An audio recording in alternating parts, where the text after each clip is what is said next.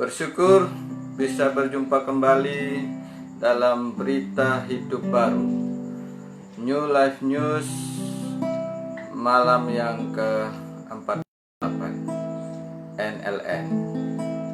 Mari Bapak Ibu Saudara yang diberkati Tuhan, sebelum kita merenungkan firman Tuhan, kita memuji Tuhan dulu dengan satu lagu pujian, dan kita akan merenungkan firman dan nanti kita akan berdoa bersama. Kiranya berita hidup baru malam ini akan memberkati kita semua. Mari kita angkat lagu pujian, Lingkupiku.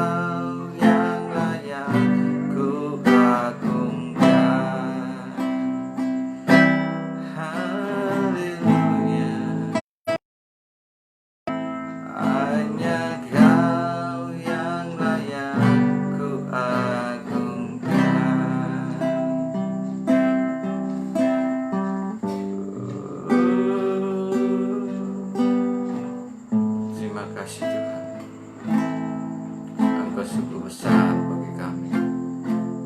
Engkau Allah kami. Haleluya.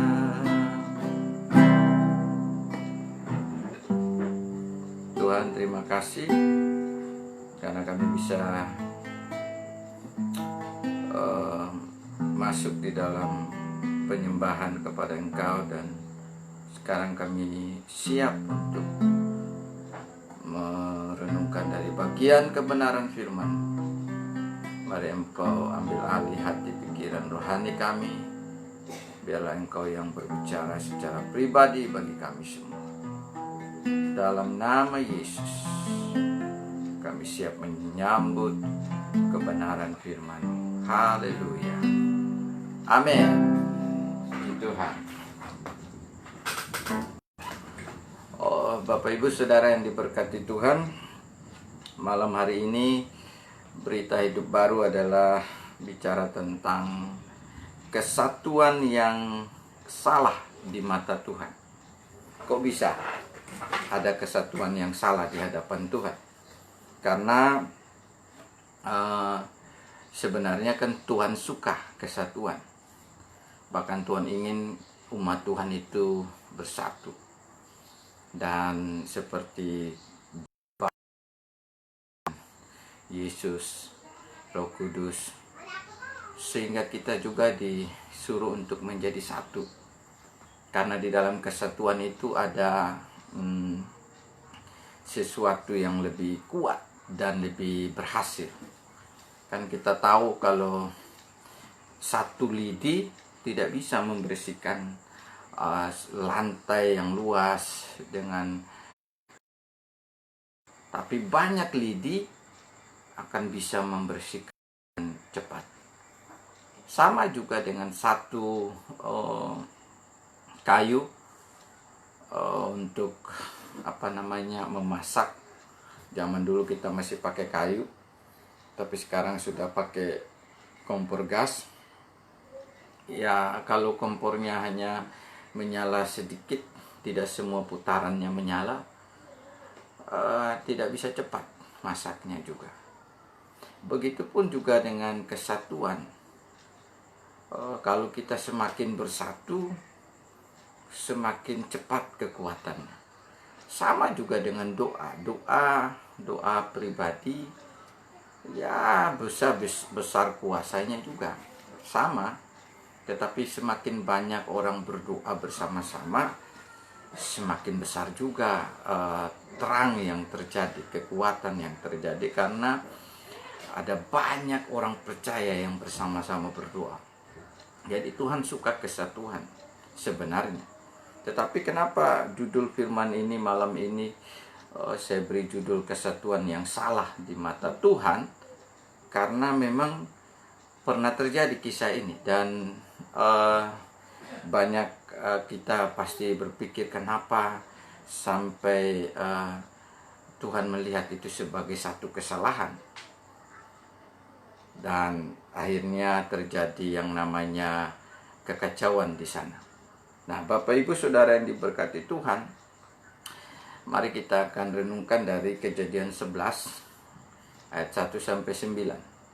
Disinilah kita akan melihat yang disebut kesatuan yang salah di mata Tuhan. Terjadinya apa? Menara Babel. Nah, saudara bisa lihat Alkitab atau nanti simak saya. Tapi saya harap saudara sungguh-sungguh melihat kebenaran ini dan dalam hati pikiran kita rohani masing-masing. Di Kejadian 11 ayat 1-4 dulu saya bacakan. Adapun seluruh bumi satu bahasanya dan satu logatnya, maka berangkatlah mereka ke sebelah timur dan menjumpai tanah datar lalu mereka di sana, mereka berkata seorang kepada yang lain, mari kita membuat batu bata dan membakarnya baik-baik.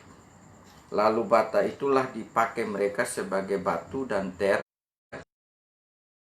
tanah liat.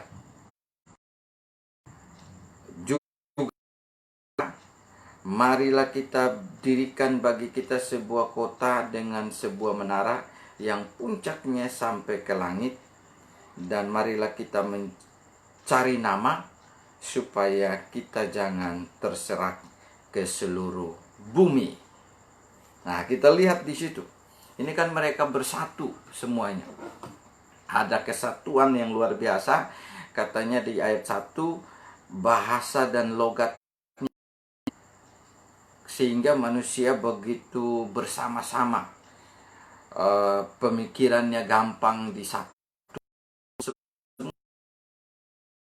Perkataan-perkataan mereka bisa saling disatukan. Nah, di dalam kejadian Menara Babel, saya bilang kesatuan yang salah, karena kesatuannya karena tidak menjadi kesatuan dengan firman Tuhan. Mereka tidak menjadi satu kesatuan dengan firman Tuhan. Hidup dari orang di zaman itu yang setelah Nuh, Batra, dan Sem, Ham, dan Yafet mulai tersebar, Tuhan untuk penuhilah bumi, bukan diam di satu tempat. Nah, ini yang saya lihat, kesatuan yang tidak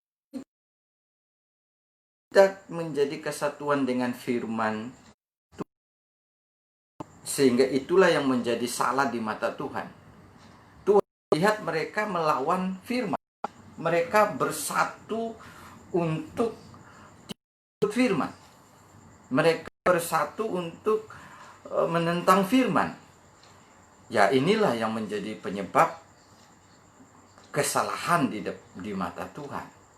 Jadi boleh kita bersatu umat Tuhan, tapi bukan bersatu untuk melawan firman, atau bersatu tidak dengan Tuhan, atau bersatu tidak dengan rencana Tuhan atau kehendak Tuhan. Kita tidak menjadi satu di situ, maka kita tetap salah kesatuan itu.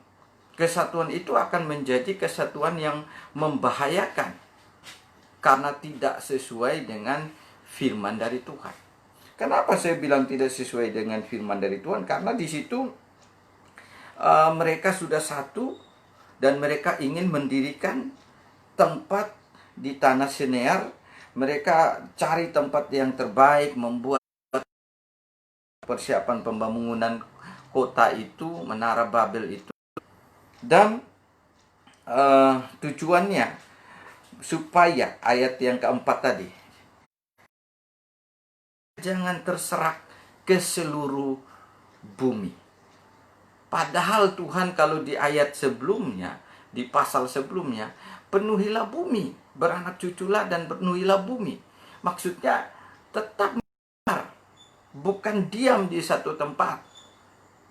Nah, ini kesatuan yang berbahaya. Jadi kesatuan bukan untuk kesatuan memuliakan Tuhan, bukan kesatuan untuk meninggikan nama Tuhan, bukan kesatuan untuk menjadikan Tuhan dimuliakan atau memperluas firman Tuhan itu disebar, tetapi malah mau memfokuskan diri kepada kesatuan yang melawan. Mereka ingin membangun Menara Babel yang sampai ke langit, karena mereka mungkin masih ingat dengan kejadian. Mungkin kalau kita buat kota yang menaranya sampai ke langit, mungkin air bah tidak akan sampai lagi ke sana. Hukum dunia ini, pikiran mereka yang mengatakan untuk membuat menara sampai ke langit. Ini artinya satu rencana kesatuan yang melawan firman Tuhan. Dan inilah yang salah di mata Tuhan. Kesatuan yang ingin melawan firman. Jadi Bapak Ibu Tuhan, ketika kesatuan saya dan saudara tidak menjadi satu kesatuan yang ikut firman, kesatuan yang bersama-sama dengan firman, kesatuan yang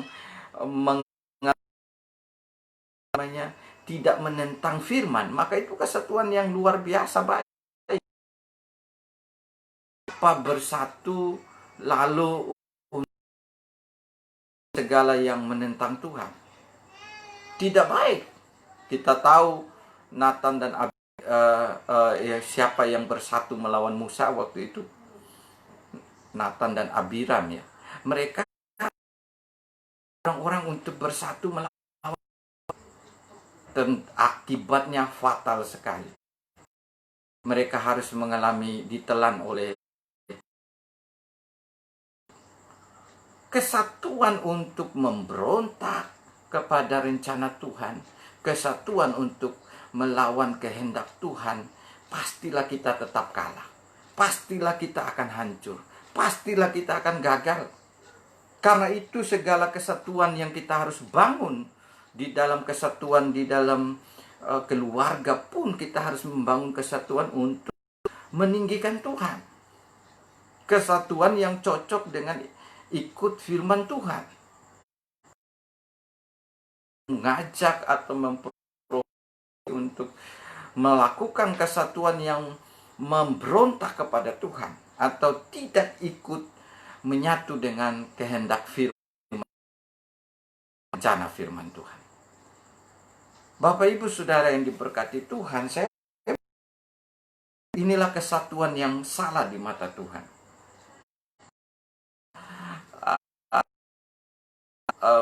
Mengacau balukan bahasa di keadaan itu. Saya dan saudara harus bisa melihat bahwa segala kesatuan hidup kita harus menyatu dengan Tuhan. Jangan menyatu dengan apalagi kegelapan. Jangan menyatu dengan menjadi satu kesatuan dengan pikiran kita yang tidak begitu. Mereka pikirannya bagus, ingin membuat menara. Kesatuannya itu ingin membuat menara yang tinggi.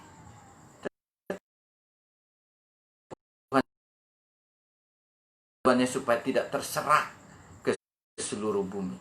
Padahal yang Tuhan mau adalah mereka harus penuhilah bumi. Jadi Bapak Ibu Saudara yang diberkati Tuhan, kita harus cek kesatuan juga. Kesatuan hati kita, pikiran kita, apakah menjadi satu dengan firman Tuhan. Kesatuan kita untuk melawan firman.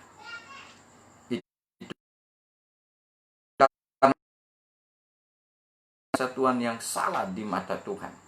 Dan tidak menjadi satu dengan firman Tuhan. Saudara, kita harus hidup menjadi satu dengan firman. Menjadi satu kesatuan dengan firman yang Tuhan inginkan. Tuhan ingin terjadi. Firman yang Tuhan ucapkan. Kalau kita melawan, otomatis kita tidak bisa mengalami berkat atau kekuatan. Kita akan mengalami hancuran. Karena itu kesatuan ini sangat penting untuk kita pulihkan dalam hidup kita. Cek apakah saya menjadi kesatuan dengan teman-teman, menjadi satu sesuai dengan firman Tuhan, atau saya sedang menentang kehendak. Itu yang berbahaya. Kita bisa cek sendiri sebelum kita mengalami sesuatu yang Tuhan memberi kekacauan dalam apa yang direncanakan oleh manusia pada waktu itu. Yang kedua, saya melihat kesatuan yang salah di mata Tuhan ini terjadi di pembangunan Menara Babel ini. Yang kedua masih tetap di ayat 4. Karena kesatuan yang ingin berbuat kesombongan.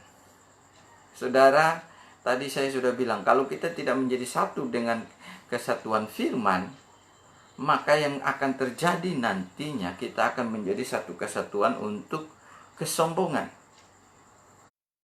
Di luar kita mengikuti firman, pasti akan terjadi kesombongan diri sendiri. Kemampuan diri sendiri, rasa hebat diri sendiri, kepintaran diri sendiri, kekayaan yang kita andalkan. Ini yang berbahaya. Kesombongan akan terjadi. Makanya di dalam cerita firman Tuhan di PL, kebanyakan kita baca tentang bagaimana Israel mengalahkan musuh-musuhnya dalam peperangan. Bahkan kita pernah baca tentang Gideon. Tuhan tidak mengalahkan musuh yang begitu banyak itu dengan Israel yang beribu-ribu orang. Gideon sudah bisa mengalahkan musuh. Karena apa Tuhan mengatakan cukup dengan 300 orang Gideon mengalahkan musuh? Karena Tuhan sudah tahu hati dan pikiran dari bangsa Israel. Nanti kalau mereka menang dengan banyaknya pasukan, mereka akan membanggakan kemampuan kita yang hebat.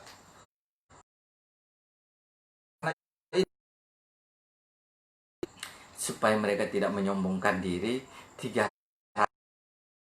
sehingga mereka bisa melihat bahwa ini bukan perang dengan kekuatan mereka lagi, tapi sudah Tuhan yang turut bekerja, campur tangan Tuhan.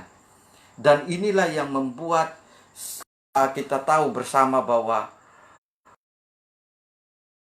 Israel harus hanya dengan sedikit orang, dengan senjata yang aneh-aneh. Kadang waktu Yeriko dihancurkan, itu tidak memakai pedang, hanya dengan meniup dan berkata Tuhan, dan sudah bisa runtuhkan tembok itu. Ini kan perang yang aneh, sebab Tuhan buat kita jatuh di dalam kesombongan. Tuhan tahu menjaga kita supaya kita tidak jatuh. Itu juga sebabnya Paulus juga ada duri dalam daging, supaya dia tidak bisa jatuh dalam kesombongan. Supaya kita tidak menonjolkan kemampuan kita. Di sini kita melihat di ayat 4, mulai melakukan kesombongan di hadapan Tuhan. Dengan kesatuan bahasa, logat, pikiran yang mulai bisa disatukan untuk membangun kesatuan yang luar biasa. Dan mereka mulai melakukan yang namanya kesombongan, berbuat kesombongan. Inilah kesatuan yang salah di mata Tuhan, bangun untuk sesuatu yang menyombongkan. Ayat 4 itu jelas terlihat. Bila kita dirikan bagi kita, dirikan bagi kita dengan sebuah menara yang puncaknya sampai ke langit. Wow. Mereka ingin menunjukkan di depan Tuhan, kami bisa buat menara itu. Luar biasa.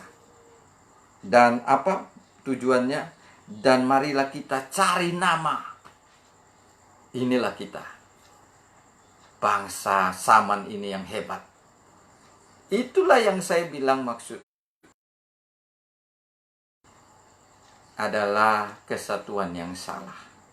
Kesatuan untuk meninggikan diri sendiri. Kesatuan untuk meninggikan, mencari nama, popularitas diri atau kelompok tertentu. Tuhan sangat tidak suka dengan ada kesatuan yang meninggikan diri sendiri atau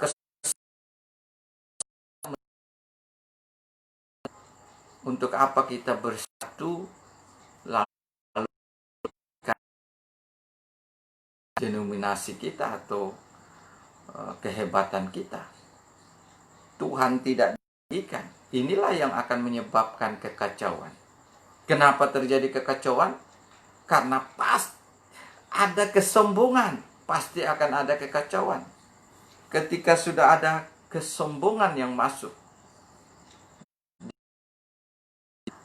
manusia itu, mereka mulai akan mengalami kekacauan. Jadi saya dan saudara, jangan sampai kita punya untuk membesarkan diri kita atau meninggikan kehebatan pikiran kita, kemampuan kita. Semua orang yang sombong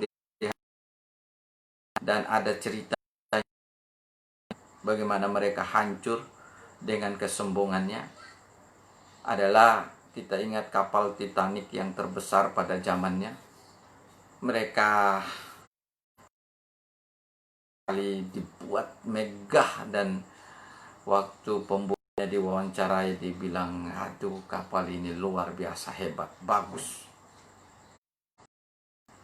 Dan sampai dia berani berkata, Tuhan akan sanggup menenggelamkan kapal ini. Wah, luar biasa, manusia yang hanya debu Allah yang pencipta. Kita ini hasil ciptaan. Masa mungkin bisa melawan pencipta? Ketika kata sombong itu keluar, itu pun tidak bertahan lama. Hanya beberapa waktu berlayar. Sudah hanya dengan kata es dengan baja kan pecah sebenarnya. Es walaupun kuat, baja yang begitu kuat, besi.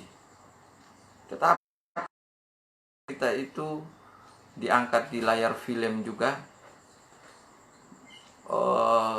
terbelah dan hancur. Jika ada kesombongan di dalam satu kita, maka Tuhan akan bertindak dan akan melakukan yang menolak itu dan membuat kita harus pulih dari kesombongan itu. Bapak Ibu Saudara yang diberkati Tuhan, karena itu di ayat 5 dikatakan, lalu turunlah Tuhan untuk melihat kota dan menara yang didirikan oleh anak-anak manusia itu. Tuhan sampai turun untuk lihat menara Babel. Tuhan pernah turun waktu melihat Sodom di dalam kejahatannya. Dan Tuhan sekarang juga turun waktu melihat menara Babel. Apa Tuhan sampai turun? Karena kita lihat apa yang Tuhan mau. Kita dengar bahwa Ia berfirman, ayat 6. Dengan satu bahasa untuk semuanya. Itulah permulaan usaha mereka. Mulai dari sekarang, apapun juga yang mereka rencanakan, tidak ada yang tidak akan dapat terlaksana. Luar biasa. Lihat yang apapun yang mereka akan lakukan ini akan terlaksana. Tapi sebelum itu dan akan menjadi kejahatan yang besar bagi mereka di mata Tuhan, Tuhan harus hentikan. Ketika manusia sedang menuju kepada kesembuhan, maka Tuhan akan hancurkan kesombongan itu. Dengan situasi COVID-19, kita sedang jungkir balikan dengan segala kehebatannya. Manusia di dunia ini, di seluruh dunia, bahwa kita tidak akan bisa mengalahkan COVID-19 dengan pikiran kemampuan, kecuali Tuhan izinkan untuk kita bisa menang dan melewati. Itu negara yang ateis terbesar atau yang tidak mengenal ada Tuhan, dengan kasus ini mereka mulai melihat sebenar Tuhan itu bukan kehebatan manusia, bukan kepintaran manusia. Semua kepintaran kita datang dari Tuhan. Bapak Ibu Saudara, karena itu jangan ada kesatuan yang berbuat untuk kesombongan. Tuhan melihat mereka sedang mabuk untuk mencari nama, untuk mendirikan hawa nafsu, untuk mendirikan menara yang paling tinggi, untuk menyatakan kehebatan. Dan inilah yang menjadi awal dari kekacauan. Bapak Ibu Saudara yang diberkati Tuhan, karena itu yang ketiga, yang terakhir, dari ayat 5-9, bahwa kesatuan yang salah di mata tidak menjadi kesatuan dengan firman Tuhan. Yang kedua, karena kesatuan yang ingin dibuat adalah kesombongan semata. Kesatuan untuk berbuat kesombongan. Dan yang terakhir dari firman ini adalah yang ketiga, karena kesatuan yang mendatangkan kekacauan. Nah, ini kenapa kesatuan ini mendatangkan kekacauan. Kok sampai Tuhan bertindak untuk mengacaukan? Berarti di mata Tuhan ini adalah kesatuan yang salah. Biasanya tadi saya sudah bilang di dalam pembukaan bahwa Tuhan ini, dan alangkah baiknya, sungguh alangkah indahnya bila saudara hidup rukun bersama. Minyak di kepala Harun yang mengalir ke jangkutan jubahnya turun, seperti embun yang di bukit, di gunung Hermon mengalir ke bukit Sion. Tuhan sebenarnya suka kesatuan, tetapi kali ini kesatuan di Menara Babel menjadi kesatuan yang salah di mata Tuhan, sehingga Tuhan mendatangkan kekacauan. Poin yang ketiga ini menentukan bagaimana saya dan saudara akan mengalami berkat di dalam kesatuan yang benar atau ternyata kekacauan yang terjadi. Kenapa kekacauan? Ya, kesatuannya tidak menarik berkat atau kekuatan Tuhan, malah membuat Tuhan turun untuk mengacau balokkan bahasa, supaya mereka tidak lagi lanjut kesatuan itu dan membangun menara itu. Berarti ini salah di mata Tuhan, jelas salah. Jadi karena itu apa yang kelihatannya benar di mata kita, kalau tidak cocok di mata Tuhan, akan dirombak habis, diselesaikan oleh Tuhan, dibubarkan. Istilahnya pada waktu itu Tuhan bubarkan, ayo bubar jalan. Jadi terpecah. Ya, kalau satu bahasa kita akan gampang, tidak perlu pakai penerjemah. Tapi sekarang dengan banyak bahasa, tapi kita syukur Tuhan memberi bahasa satu lagi, bahasa surgawi, yang orang dibilang bahasa roh, dalam arti rohlah yang mengerti setiap kehidupan kita. Dan bahasa roh yang pertama dicurahkan di loteng Markus itu adalah bahasa roh yang menyelamatkan banyak orang, di mana rasul-rasul berbicara dalam bahasa, banyak bahasa, 15 negara, dan mereka tanpa tahu belajar memberi bahasa yang Roh Kudus bekerja.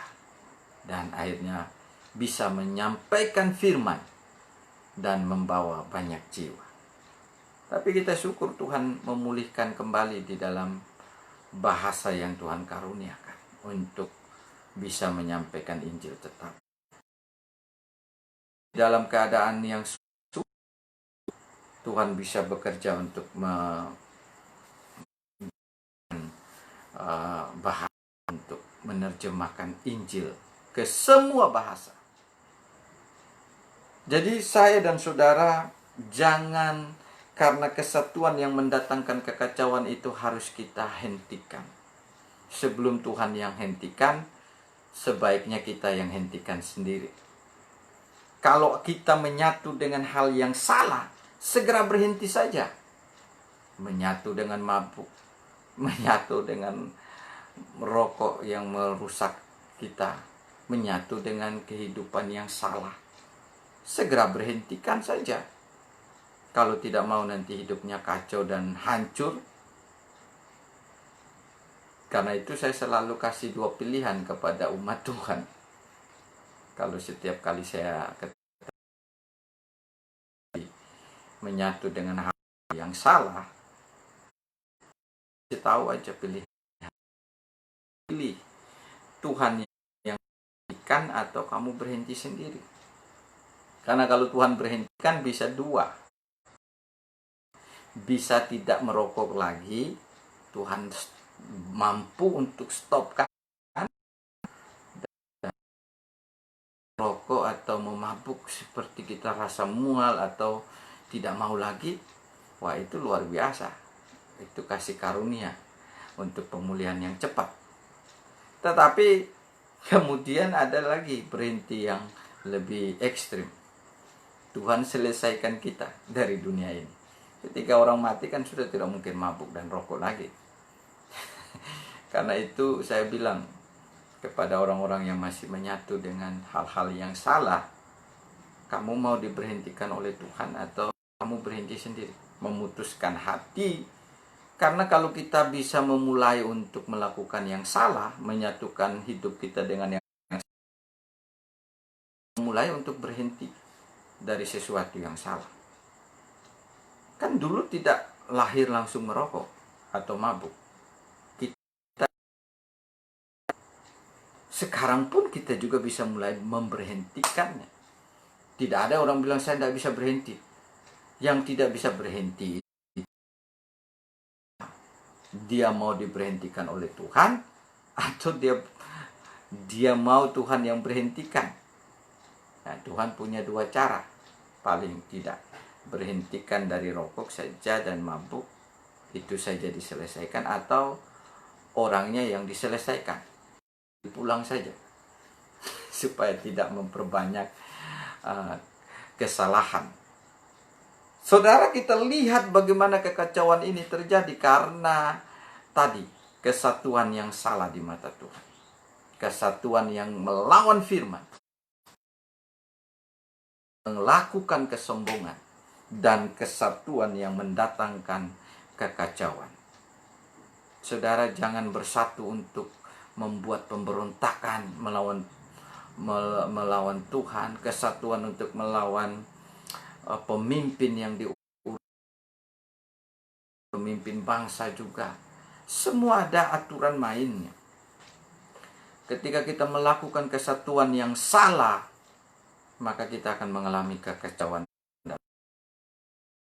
Mereka akhirnya mengalami kekacauan. Tuhan memberi kekacauan, tetapi cara inilah yang harusnya Tuhan pakai supaya mereka segera selesai dari kesatuan untuk membangun hal yang salah di mata Tuhan. Dan harusnya kita bersyukur karena mereka tidak jadi membangunnya, makanya kita ada. Orang Sumba ada, orang Kupang ada, semua orang suku bisa ada. Akhirnya tak ada. Jadi saudara, Tuhan punya cara untuk melakukan menghentikan segala kesatuan yang salah di mata Tuhan.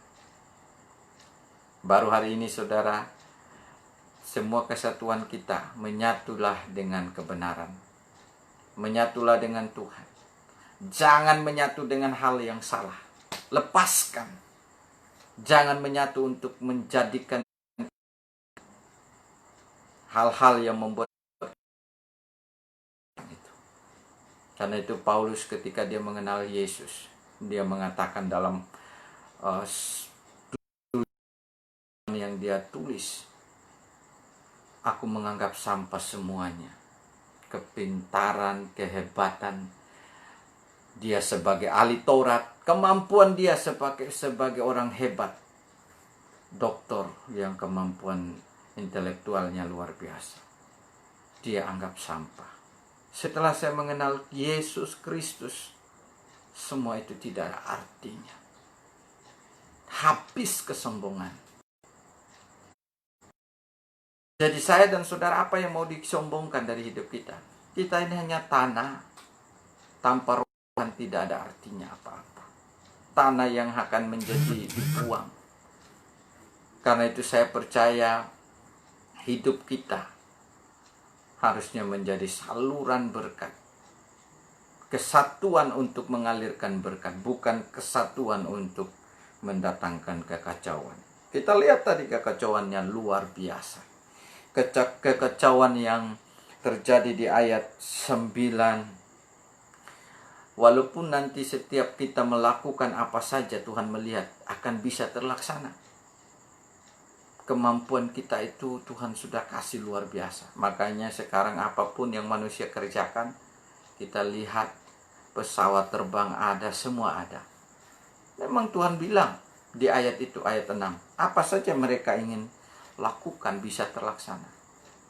Tetapi bagi Tuhan, kalau apa saja yang melawan firman, harus diselesaikan. Makanya ketika bangsa Israel melawan firman, mereka tidak pegang firman, menyembah berhala, mereka dibuang. Supaya apa? Kesombongan mereka, cara hidup mereka yang salah itu harus diperbaiki. Itu bukan hukuman, peringatan.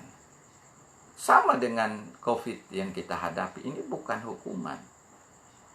Tapi ini juga adalah peringatan untuk kita belajar percaya kekuatan Tuhan saja, bukan kemampuan manusia.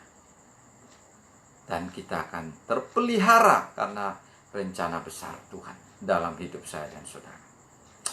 Jadi Bapak Ibu Saudara yang diberkati Tuhan, ayat 7-9. Baiklah kita turun, Tuhan turun, dan mengacau balokkan. Dengar baik-baik, mengacau bahasa mereka sehingga mereka tidak mengerti lagi bahasa masing-masing. Demikianlah mereka diserahkan. Itu kan tujuan Tuhan. Harus menyerahkan mereka ke seluruh bumi, penuhi. Tapi mereka mau tidak terserah ke seluruh bumi. Jadi sesuatu yang melawan firman pasti akan dikacau balokkan oleh Tuhan. Hidup kita pun juga ketika melawan firman pasti melawan. Bisnis juga yang tidak sesuai dengan Tuhan. Apa saja yang kita kerjakan, hidup kita, kalau tidak cocok dengan masuk dengan firman Tuhan, nanti akan mengalami kekacauan. Karena itu saya percaya, masuklah di dalam kesatuan dengan firman, dengan Tuhan. Maka hidup kita tidak akan kacau balau. Kacau diserahkan dari situ, Tuhan menyerahkan. Demikianlah mereka terserah ke seluruh bumi dan mereka berhenti mendirikan kota itu. Ayat 9. Sampai sekarang nama kota itu disebut Babel karena kekacauan. Karena disitulah dikacau balaukan Tuhan bahasa seluruh bumi. Dan dari situlah mereka diserahkan Tuhan ke seluruh bumi. Amin buat firman Tuhan. Dan saya mau berdoa, mungkin saudara hari-hari ini cek dalam diri sendiri, apakah saudara benar-benar menyatu dengan firman Tuhan, menyatu dengan, atau menyatu dengan kesalahan, dengan dosa, dengan setan, dengan kegelapan. Kalau kita menyatu dengan Tuhan, pastilah akan terjadi damai sejahtera, sukacita, kebahagiaan, pemulihan, kekuatan. Tetapi ketika kita tidak menjadi satu dengan Tuhan, menjadi satu dengan Tuhan itu adalah menjadi satu dengan semua yang Tuhan inginkan. Bukan menjadi satu dengan Tuhan itu hanya menerima Tuhan lalu sudah menjadi satu. Kita harus hidup menjadi satu Tuhan mau. Nah, Bapak Ibu Saudara, saya akan berdoa untuk Bapak Ibu Saudara yang mungkin kok bisnis saya kacau, hidup saya kok kacau balau, karena ada hal-hal yang seperti di Kejadian 11 ini tentang bangsa. Kenapa kacau? Karena menyatu untuk sesuatu yang bukan sesuai dengan firman. Mari pulihkan. Kalau ada yang saudara tidak cocok ikut dengan firman, firman suruh mengampuni, mengasihi, memberkati, mendoakan musuh, tapi saudara tidak mau bermusuhan, biarlah saya tetap marah, biarlah saya tetap, akhirnya kacau hidup kita. Yang kita benci yang kacau, kita yang kacau. Karena kekacauan itu, kesalahan kita yang tidak akan membuat kita hidup kita sendiri yang kacau.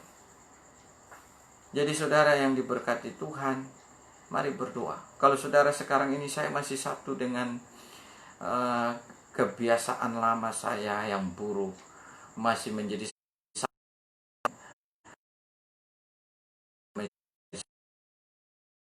rokok dengan segala yang merugikan, mari bisa ambil keputusan sebelum Tuhan yang mengacau balaukan. Karena kita juga yang memulai, karena ditipu oleh setan, pastilah oleh Roh Kudus kita keluar dari masalah itu. Ibu saudara yang mungkin belum menjadi satu dengan Tuhan, belum menerima Tuhan, dan Tuhan akan masuk dan bersama-sama dengan Tuhan kita akan diperbarui hari ke hari menjadi seperti hidup kita semakin pulih, bukan kacau. Jadi mulai dari menerima Tuhan, masuk bersama-sama Tuhan, masuk dalam hidup Tuhan. Itulah yang akan mendatangkan pemulihan dan kekuatan. Jadi saya akan berdoa buat saudara. Mungkin saudara yang sedang mengalami kekacauan hati, pikiran, hidup, tangga, bisnis, dalam hubungan dengan orang lain juga.